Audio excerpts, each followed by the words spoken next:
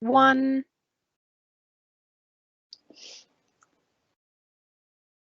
Hello everyone, and welcome to this event. We're so happy that you could join us today. My name is Dr. Camilla Mørk-Rostvik, and I'm going to be chairing this event. So I'll just give you a bit of information about how this is going to go up top, and then introduce you to all the panelists we have, and we'll get a conversation going. So today is a critical conversation event in association with the Museum and Gallery Studies exhibition, Sex as Subversion, Fantasy and Power, the Beggars Benison Club. And so the conversation is going to focus on female sexuality from the 18th century to today. And since we are talking about these kind of topics, take this as your trigger warning. We will be talking about sex and sexuality. So if you had small kids around you, you can put your earphones on, or if you're not in the mood for that today, all good. We're also going to have some images that might be considered a bit explicit, so just bear that in mind. So the critical conversations are part of the Wardlaw Museum's monthly program of events, where different voices are brought together to discuss things that might be missing from the museum. So this event is part of the exhibition Sex as Subversion, and we're going to be hearing from people who both work on topics related to it and who have looked deeply into this collection, which is very exciting. So the panelists for today, I'm going to share the names and then they will introduce themselves. And then we will have a conversation for about 20 minutes, but it will start with Isabella de Souza, who has worked a great deal on this collection, sharing some information about it. At the end, we'll have some audience questions, a Q&A, chance to ask any one of us about our work or the collection, and that will be 5 to 10 minutes. And we will also be sharing in the chat function a survey that some of the students have put together. So we'd really appreciate if you could take a look at that too. That's part of how to model, what people thought about this and so on. So look out for that link in the chat function. Okay, so today we have, if you, let's see, I'll read out your names and then you can introduce yourself if that works well for everyone. So first of all, we have Isabella de Souza. Would you like to introduce yourself? Sure. I'm Isabella. I currently am working as one of the collections managers for the exhibition Sex as Subversion, Fantasy and Power, which is focused on the Beggars Benison collection at the University of St. Andrews. And my work is basically to directly communicate with the objects and to find a way on how to better explain those to the public. Thank you. And next we have Dr. Susan Manley.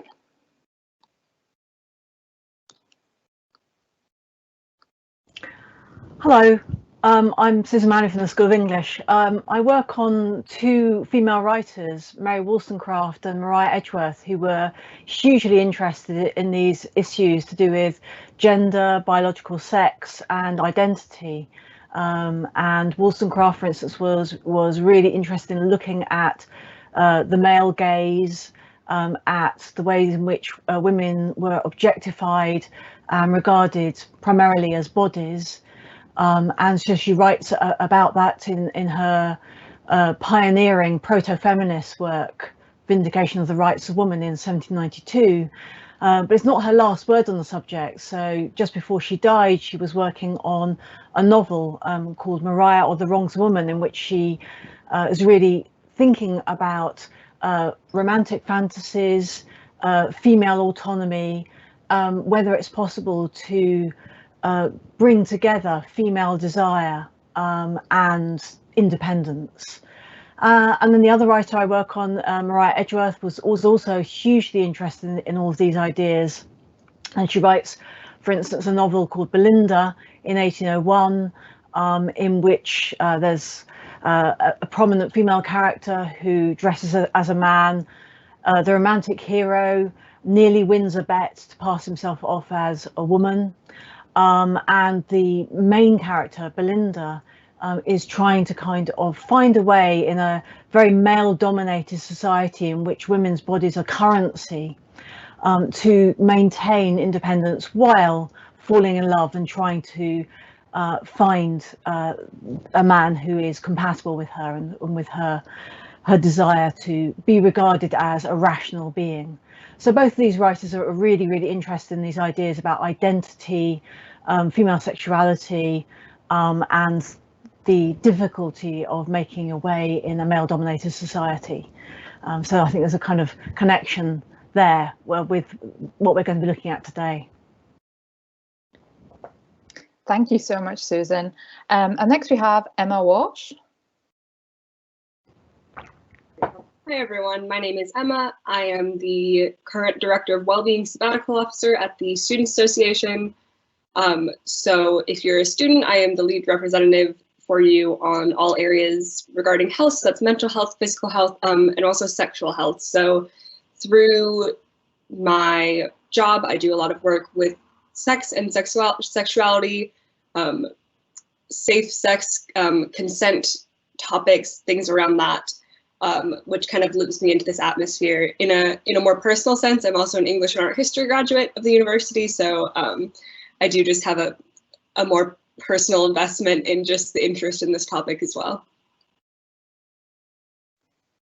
Thank you so much. For myself, I'm an art historian and I've worked a great deal on menstruation and art, but in a bit like Emma, more in kind of contemporary times, really. So it's very exciting to be able to talk to our colleagues today who know the longer history of all of this. So this is the panel. And before we go into our kind of conversation, Isabella is going to share with us some of her work on this collection, because she's really the person who knows this. So Isabella, over to you. Hi, so I'll just explain a little bit more about the Beggars' Benison and what club they were and what they did. So the full name of the Beggars' Benison is the most ancient and most puissant order of the Beggars' Benison in Maryland and Anstruther. It was a all-male sex club that was originally based in Anstruther and Fife, but eventually expanded to Edinburgh, Glasgow, and as far away as St. Petersburg, though we don't know how successful they were there. The club lasted between 1732 and 1836. The name Beggars' Benison is actually from a myth that comes from the time of James V, where James V was supposedly dressed as a beggar, and he was wanting to cross the Drill of Burns, which is a small creek in Fife, and he requested for this beggar maid to carry him so that he wouldn't have to get his feet wet. And she did so. He paid her, and she repaid him with a benison, which is an archaic word for a blessing, but in this term is used as a sexual favor. So the Beggars' Benison, their main concern within the club was to promote sexual virility and all masculine sort of sexuality. It is very conducive to the change in attitudes to sex that occurred during the Enlightenment. So a change in between sex as simply an act of procreation for a sex as an act of enjoyment. It was reserved for only the higher members of society, so anything from merchants to noblemen and even the king. So we actually have an object that comes from, apparently it's a snuff box that is filled with pubic hair from one of the mistresses of King George IV. Our collection includes lots of other sort of explicit objects, such as phallus shaped drinking glasses, a test platter, and objects that are very explicit and glorify the phallus a lot. They also had a lot of rituals that were performed in this club. One of them was the initiation ritual, which according to our records states that the new member would come and they would collectively masturbate into a test platter, which is also in our collection. And the ejaculation was a physical proof of the virility of that man and his ability to join within this club. Another ritual that they had was to call in young girls as models for the anatomical body of women. According to our records, they were not allowed to touch the models, but of course, if that is the reality of what happened is very hard to say. And ironically enough, and also kind of controversially enough, they would use the same money that they paid to the models to actually fund scholarships for 2 young girls in the city of Anstruther, so promoting female education at the same time. In their first few years, before it kind of became mostly concerned with exclusively sexuality, they also were subversive in other ways by, for example, encouraging smuggling across the Firth of Fife, which meant that basically they didn't have to pay taxes to the English. So it was a way to keep the money into Scotland. And finally, just a brief history of the collection. Most of our objects date from around the earlier years of the club, so around 1730s. Towards the end of its dissolution, the Beggars Benison left their relics to Matthew Forster Colony, who was the last secretary of the club, and he kept them for 40 years. And at his death, he gave them to his son-in-law, who was ironically a reverend, and yet somehow didn't. A lot of these objects were destroyed, but somehow the ones that we have survived. And eventually, at that time, there was an increasing interest by antiquaries in the history of the club. By the time that it made its way to the St. Andrews collection, it basically lived within a storage unit, very much hidden away from the public. And what's really exciting about this collection is that most of these objects have never been seen to the public. And actually, this is potentially my favorite part about all of this, is that this exhibition is being curated by 10 girls. So we have no men curating this. And yet, as late as 1996, these objects were described as too obscene for women to take a look at. And so we find some kind of restorative justice in the fact that we are now the ones deciding how they are displayed and finally presented to the public. Well, thank you, Isabella. That is absolutely fascinating. And the point about you know, you being a group of women looking at this is fascinating too, bringing it all the way up into the future. So I don't know, Susan, Emma, do you want to respond to any of that? I would agree with that. I think that's really interesting and very telling of the group, that these objects were considered too obscene for women. And I do love that the fact that this is an all-female group curating it, and you're kind of reclaiming that aspect of the Beggars Benison.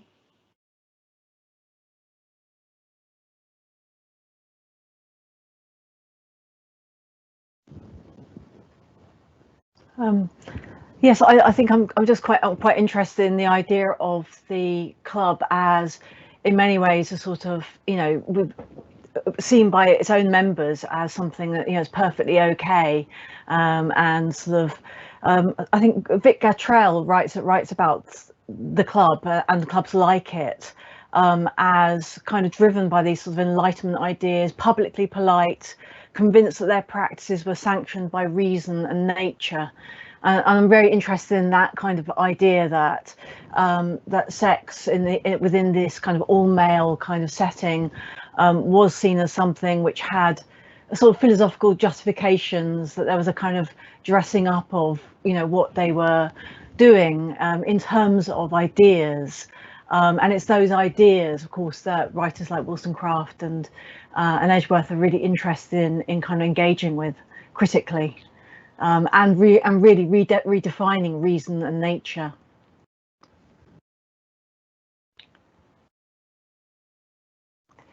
Yeah, and it's also, when you said the thing about them kind of spectacularly masturbating together, or what, if that was the implication, if I understood you correctly. I mean, that's just such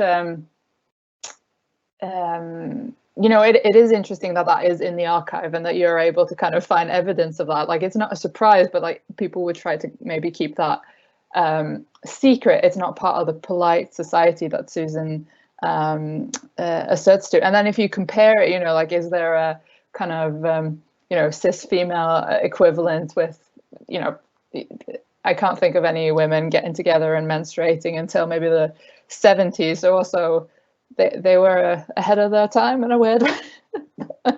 But it's a fantastic material, you know, source. So I wanted to ask you, Isabella, what does this obviously when people come to the exhibition and engage with it, they can see more, but what does this look like? I mean, is there a lot of material? Is it things and documents? Tell us more. So there are quite a lot of objects. Unfortunately, the space that we have is a little bit limited just because the word law isn't massive and there's so much material to display within the university collection, but there is actually a lot that survives within the collection. We had to be very selective, and that's why we picked sort of these three pillars of subversion, fantasy, and power. So subversion for us falls more into this smuggling aspect, or the idea that they were kind of subverting, you know, previous ideas of sexuality, so sex as enjoyment as opposed to sex only as procreation. The second aspect is the fantasy aspect, which we took to mean both kind of quite literally. So they have these medals that depict Adam and Eve, and another medal that has Aphrodite and Adonis, and it has the motto "Lose no opportunity." Or the Adam and Eve one has the one that says "Be forth and multiply," which is obviously being ironic in the sense that they were actually subverting the Christian ideal of using sex only as procreation. Additionally, we have 2 volumes of a book that they wrote about the adventures of the Benison. So it's basically kind of a local take on books of the sort of Fanny Hill. So it's the story of a gentleman that, you know, travels down to London and then attends all of these society parties and kind of engages with society at the time and makes commentaries about it. It's not quite as pornographic as Fanny Hill, but it is kind of a similar commentary about the morals and the attitudes to gender, to power, and to sex at the time. And finally, our final pillar is power, which is where we have mostly kept all of the phallic symbols, so the phallic drinking glasses, the platter, and kind of this idea of the phallus as a domination, as a symbol of domination. Additionally, we actually have 2 diplomas that will be on display, so it's kind of proof of how legitimate this club was. You know, they had diplomas, they had sashes, so it wasn't. While it was a fairly secretive club, they also had these elements that made it quite public in a lot of ways, and so all of that together was how we felt to best categorize that. At the same time, obviously, we had a challenge, as I said, by being mostly women, to present this in a sensitive and in a critical way. I think there is, you know, there's a good side to sexual liberation, and then there's the bad side that this liberation was so reserved for only men of the highest classes, and women were being objectified in this sense.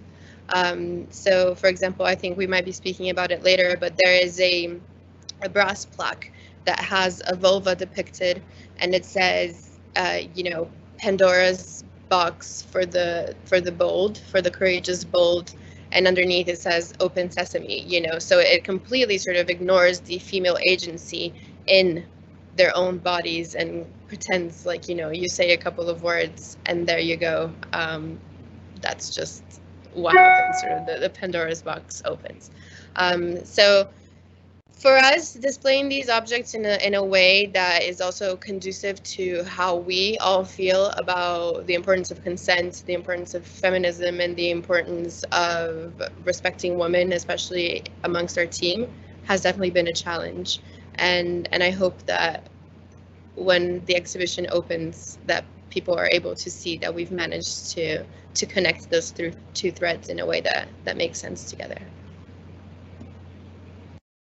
I see now that our wonderful behind the scenes moderator has been placing a couple of visual examples in the chat. So for those of you listening, if you go to the live event Q&A, you'll see 2 links. This is kind of the best way for us to do it. There's the first one is of sealed matrix, I think is what it's classified as. And then we also have the brass plate that Isabella just talked about. So, you know, Emma, Susan, Isabella, is there something to cover perhaps with this seal first, and then we could get on to the brass plate? I know one of you wanted to talk about that. I can speak briefly about the seal matrix, just because we chose it as the key object, just as a way of kind of reclaiming one of the few objects that actually depicts the female body. And so we have chosen that as sort of a way to put all the phallic imagery behind and bring forth this kind of new interpretation of these objects as something that has female agency and importance to all of us.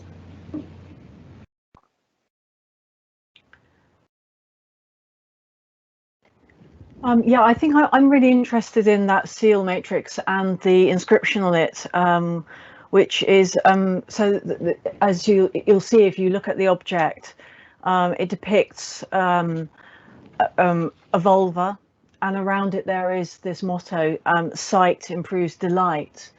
I find that a very interesting inscription because it picks up on this rhetoric of enlightenment and the idea of a kind of idea that what's kind of in play here is a kind of improvement, is actually a kind of philosophy, and it links, I think, to Enlightenment pornography, books like Thérèse Philosophe, for instance, which kind of centers on a young girl who is discovering her sexuality, and, you know, purportedly, at least, the book is about kind of throwing off illicit kind of male authority, particularly clerical authority, and ends with a kind of story about how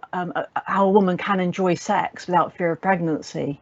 So kind of actually gives an instruction on contraception.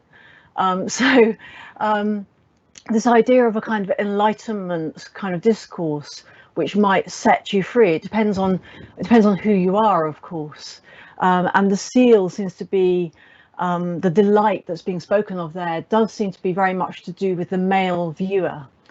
So that comes back to that idea about the young girls kind of being paid to display themselves to the members of the club. So that sight that improves delight, presumably the sight is the sight of the female genitals, and that improves male delight. But of course, it leaves kind of answered the question about female delight.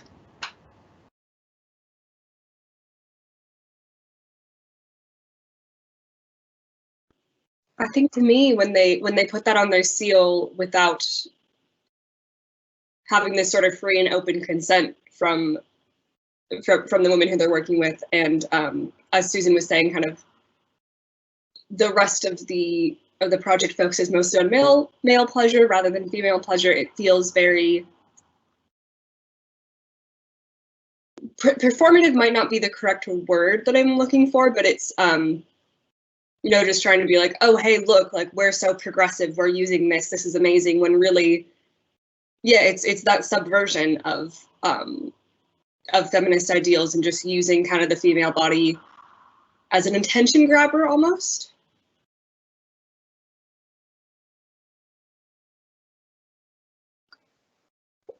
And visually too, I think it's very interesting. I hope people were able to click onto the link and see this, because in a sense, you know, like with my kind of art history hat on, it's a pretty kind of abstract, I guess you could guess from context what this is supposed to be, but not necessarily, right? It also, you know, it could be shape of something else. So I think it's interesting to think about how this is depicted too. and on what, like the seal only gives room for a certain amount of detail, for example. So it might not be that these gentlemen are so in love with like the detailed view that Susan was talking about, but more of a kind of abstracted idea of both women, but also of bodies, right? Like this neat, small, fixed thing. And the thing that we see so much in art history from this period is that there's a focus on genitals without a head, without the body. The human being is not so important as parts of the body, whatever that is. If it's the feet or if it's the bum or whatever, that doesn't matter. But it's that sexualization of one part that struck me too. And we have this brass plate too, Isabella, that you talked about in the chat. So if you see the last link, the brass plate link, if folks click on that, you'll be able to see it. So I don't know if any of you wanted to speak a little bit more about that.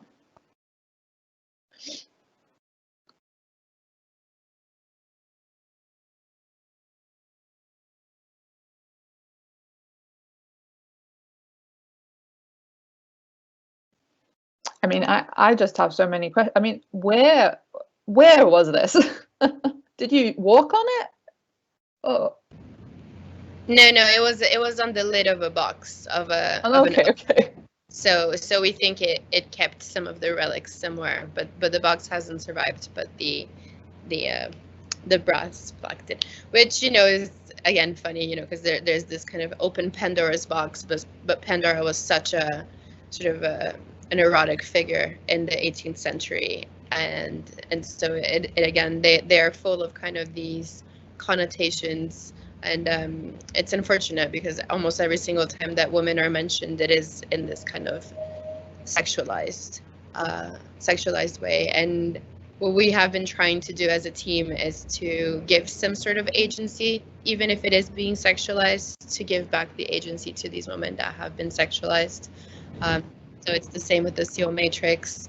It was important to us that that was the symbol, as opposed to maybe a bunch of the phallic imagery that we have, which is most of their other seals that have phallic symbols, but that was the official symbol of the beggar's benison.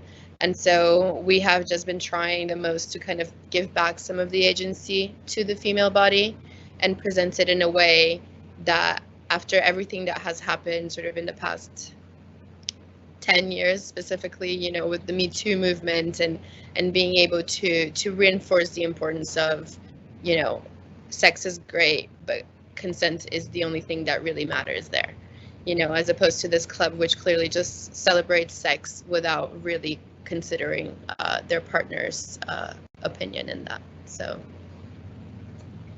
I think that's a really important nuance in that conversation around sexual liberation and that kind of stuff, because it is, like, be free with your body, do all this stuff, but it has to be consistently partnered with conversations around consent, because it's not just, I mean, sometimes it can just be with yourself, in which case that's fairly easy when it comes to consent. But I mean, most often the sex is with another person, so it has to not just be an act of, oh, I'm doing this with my body and it's so great and it's so freeing, and it has to be an active conversation there as well, which is definitely, it's what it seems like this might be lacking more.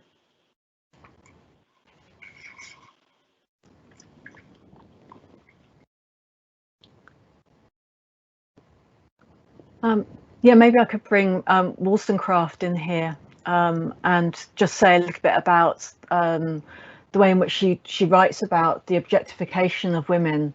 So this is the Vindication of the Rights of Woman in 1792.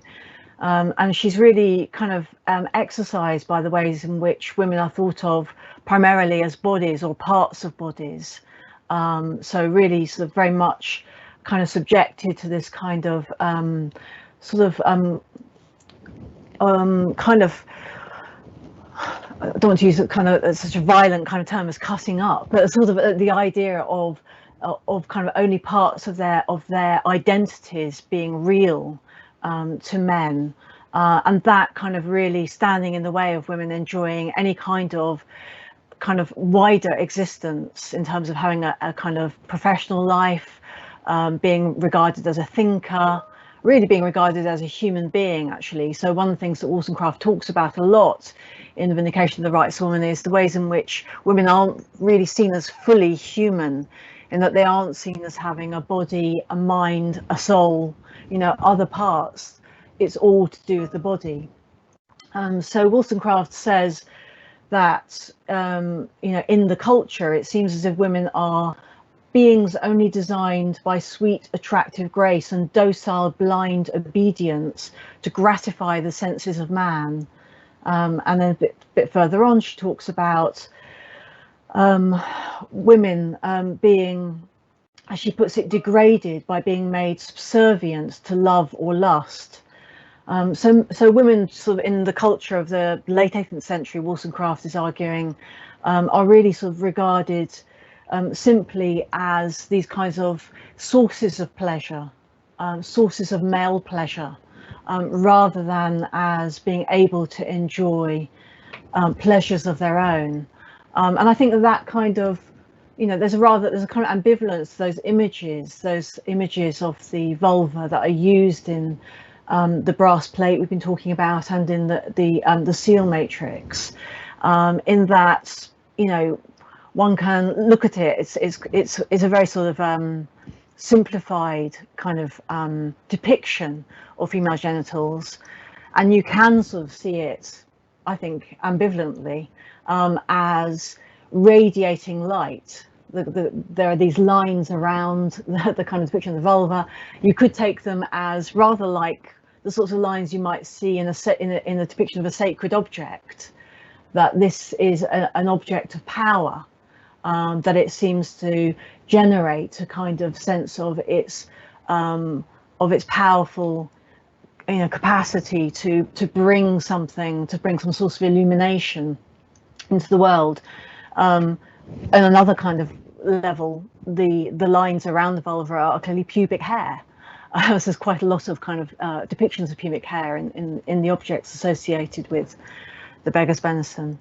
So I think that's kind of interesting to sort of think about the ways in which it can kind of tip towards being a kind of object of power, or simply a kind of representation of the part of a woman that is valued, you know, and, you know, and everything else kind of cut out.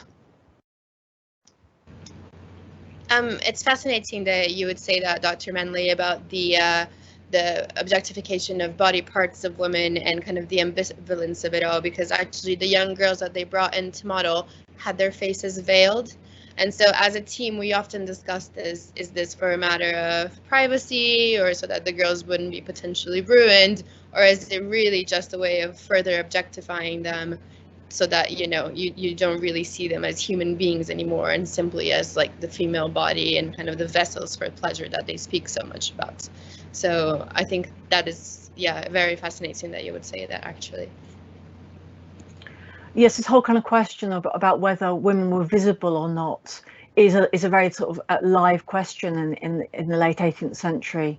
So Wollstonecraft writes about this, Edgeworth writes about this, the ways in which women in some senses were supposed to kind of be, you know, not in the public view, that feminine propriety inhered in the idea of your face not being publicly visible, and yet, you know, that kind of emphasis on female modesty goes hand in hand with what Wollstonecraft calls libertinism, and this idea that women are simply being sort of vessels of sexual pleasure.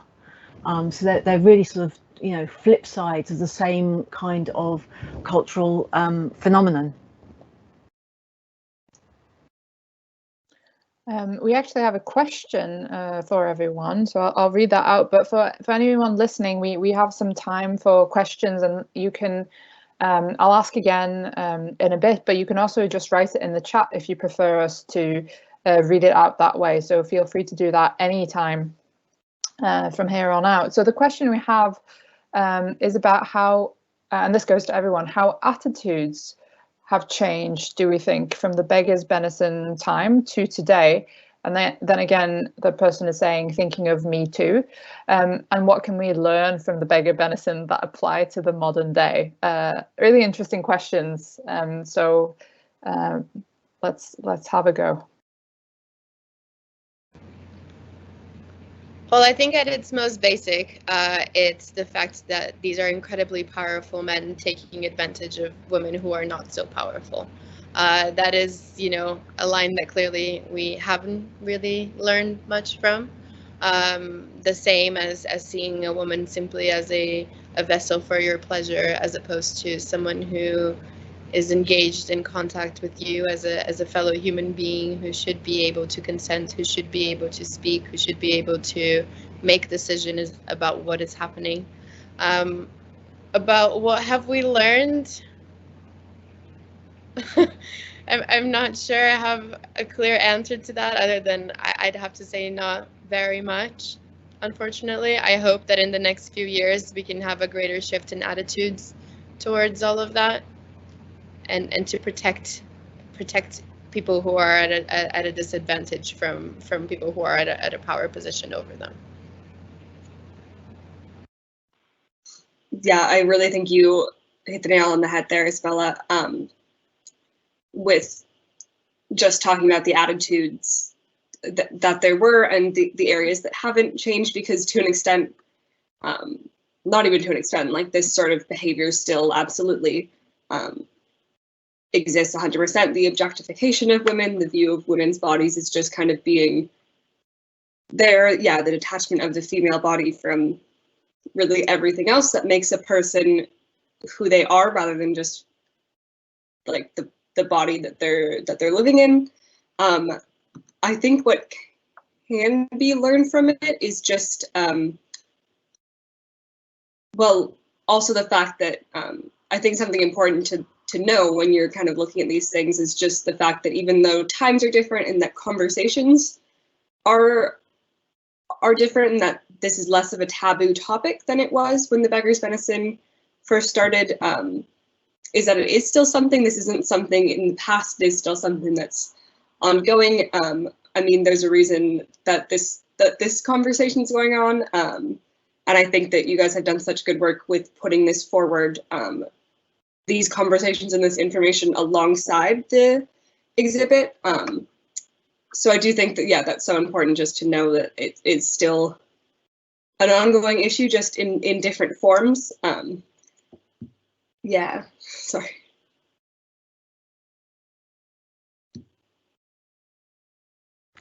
I suppose one of the things that's happened is that women are more openly speaking about sexual experience and sexual pleasure, and that's, you know, that is something that was beginning in the late 18th century. So Wollstonecraft, in her novel Maria the Wrong's Woman, writes about this woman who is looking to live a complete life, to be seen as a thinker, but also as someone who can have a lover and who can say that she is free, say that she has her own decisions to make about who she gives her body to. So she walks away from marriage, and she finds a lover. It doesn't end very happily, I have to say, but she does make that attempt. And then we think about what's often sort of talked about as second wave feminism in the 1970s.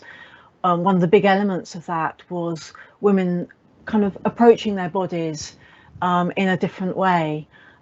So, you know, people, early sort of these kind of early feminist groups in the 1970s would kind of find ways of looking at their own genitals, you know, maybe doing that in a group setting, and talking then about their bodies with each other.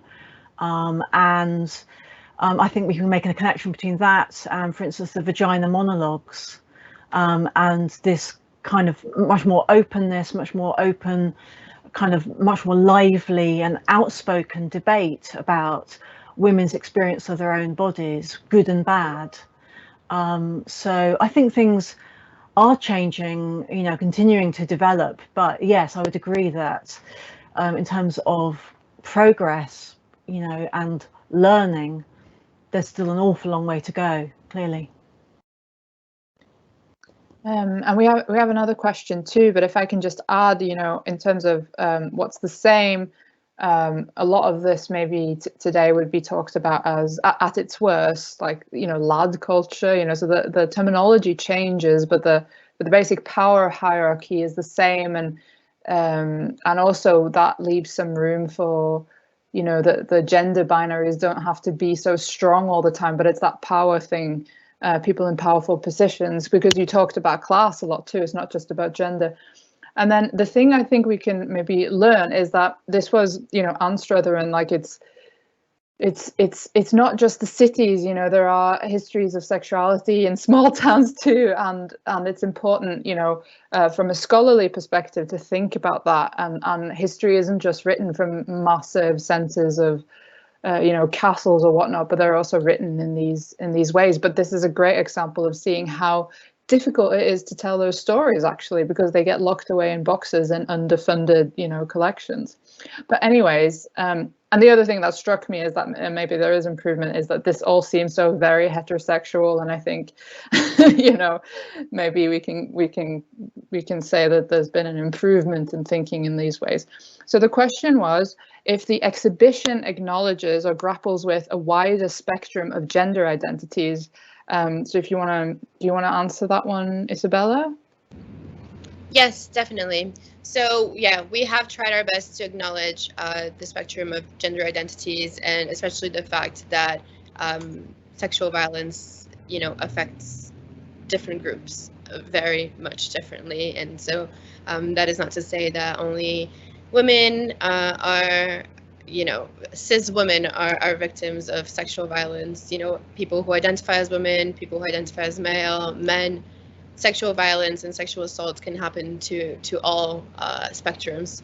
I think one thing that's important to note is that our exhibition, unfortunately, is very limited to the amount of words that we can write on a panel. So we have actually built a massive kind of catalog of extra content that is going to be digitally. So we have a microsite, we have a Smartify tour, we have an exhibit tour where we will be able to discuss more of these topics at a greater length than they deserve, because otherwise it would have just been a couple of words, which, well, we did try in the beginning, but it ended up just kind of, we were biting off more than we can chew, and so we just decided to give these discussions the space that they deserve in the digital section of it, which will also have more discussions about sort of the female agency, about the objectification of women with this trend that they had about using the Isle of May as a metaphor for the female body.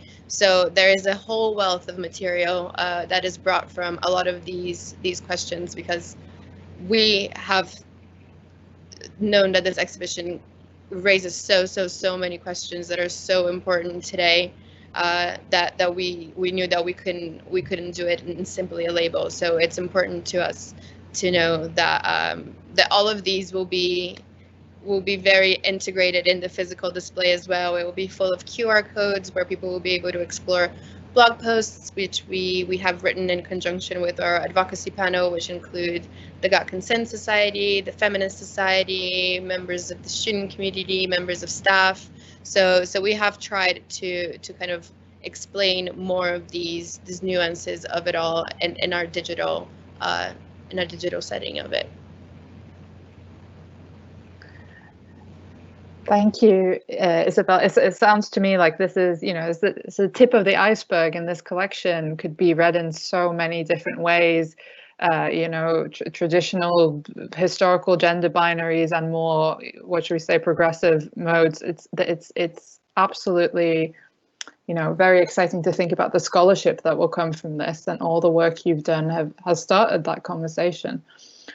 So we're almost out of time. So I was just asked by the organizers to remind everyone if you please can fill in that survey that's at the top of the Q&A, because that will really help the organisers with their work. So please do that. Thank you so much. And then I think we've got a couple of minutes left. Oh no, we've got 1 minute left. So I don't know if there was something super important from any of the panelists that you wanted to shoot in at the end, or if we've talked ourselves out. Well, if no one has any questions, I'd just like to remind everyone to, please check out the digital offerings that the exhibition is created. We've worked really hard in order to acknowledge a lot of the questions that we know that are going to arise, but that were impossible to tackle within a single room, which is what we had. So we have worked very hard, and I know that we are all very proud and very excited about the digital offering of what's happening. So if you are so inclined, please do check it out as well. Yes, of course. If you came to this event and you don't check out the exhibition, I mean, you do yourself a disservice, because it's excellent. So please do that. And we have also got a couple of more questions, but we just don't have time. So I think you all know, Isabella de Souza, Dr. Susan Manley, and Emma Walsh by name and face now. So you can contact them separately. I'm sure they'll be happy to answer questions. I hope. Yes. Nodding? Yes. Okay. Yeah. So thank you so much for coming, everyone. And thank you to our wonderful panelists and our backstage management as well.